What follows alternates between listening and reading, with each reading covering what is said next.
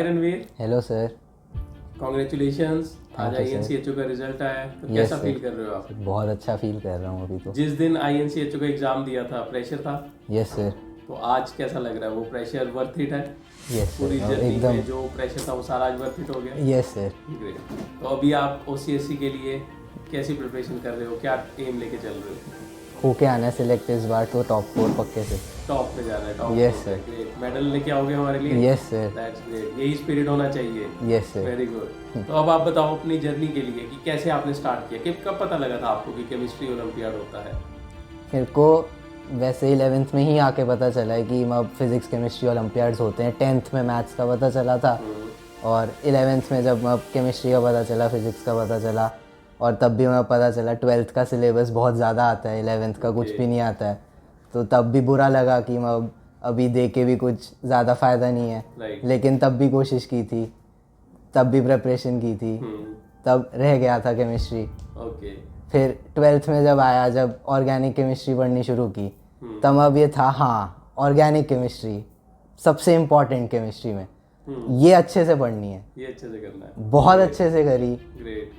फिर 12th के अंदर जब प्रीवियस ईयर थोड़े देखे इंचों के, तो अब लगा कि हाँ चांस है, हो सकता है, तो अब मैं कर सकता हूँ। अब मैं कर सकता हूँ। ग्रेट। तो आपने +1 में बेसिकली जो है इसके लिए प्रिपरेशन स्टार्ट की, तो Yes, कैसे sir. स्टार्ट की? जब एकदम से पता लगा आपको और पता लगते ही ये पता लग गया कि यहाँ पे तो +2 का सिलेबस आता है, तो फिर कैसे स्टार्टअप लिया?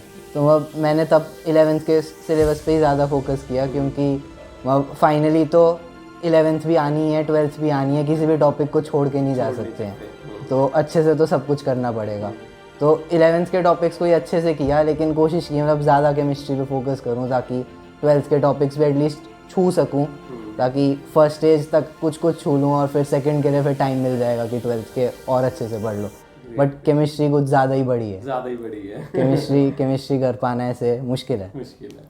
तो मेरा एक क्वेश्चन है जो आई गेस बाकियों का भी क्वेश्चन होता है, जब आप ओलंपियाड की प्रिपरेशन करते हो, क्या ये आपको हेल्प करती है जेई के लिए? अब उल्टा होता है। ओके। ओलंपियाड की कुछ बहुत स्पेशल प्रिपरेशन एज सच होती नहीं है। अगर तुम बहुत अच्छे से जेई की प्रिपरेशन कर रहे हो केमिस्ट्री में, ग्रेट। तो तुम्हारा वो एक माइंड एप्टीट्यूड प्रिपेयर हो जाता है कि तुम वो सोच सकते हो जो केमिस्ट्री ओलंपियाड वाले तुमसे सोचवाना चाहते हैं पेपर में। ओके। तो वो वहीं से फॉरवर्ड हो जाता है ओलंपियाड पे कि तुम अब ओलंपियाड भी कर सकते हो। Okay okay okay. तो मतलब आपका कहने का मतलब ये है कि अगर आप जेई को टारगेट लेके चल रहे हो तो और अच्छे से कर रहे हो कोशिश, तो वेरी ग्रेट चांसेस कि आप ओलंपियाड में अच्छा परफॉर्म कर सकते हो। यस, ये बहुत अच्छी चीज़ बताई आपने, क्योंकि काफ़ी लोगों के मन में ये एक डाउट रहता है कि मेरा तो टारगेट जेई है ना, तो मैं इस केमिस्ट्री ओलंपियाड में जाऊँ, फिजिक्स ओलंपियाड में जाऊँ।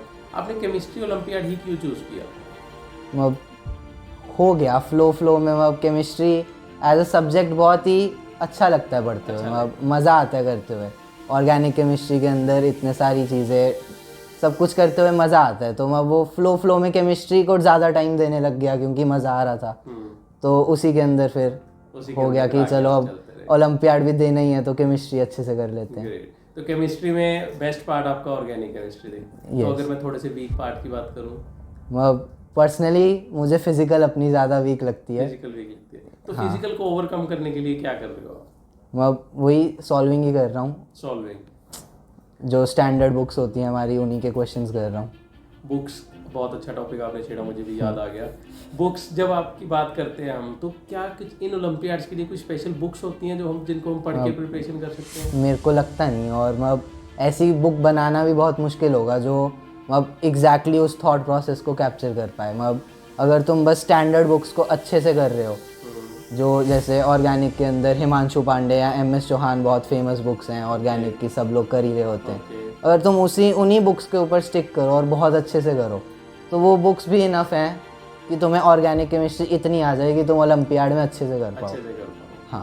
Okay okay. तो आप तो इस बार जेई भी 12th में है, तो आप जेई के लिए भी लिख रहे होंगे। यस। तो कैसी प्रिपरेशन है जेई के लिए भी? ओलंपियाड्स के साथ तैयार हो दोनों चीज़ों को साथ में अचीव करने के लिए?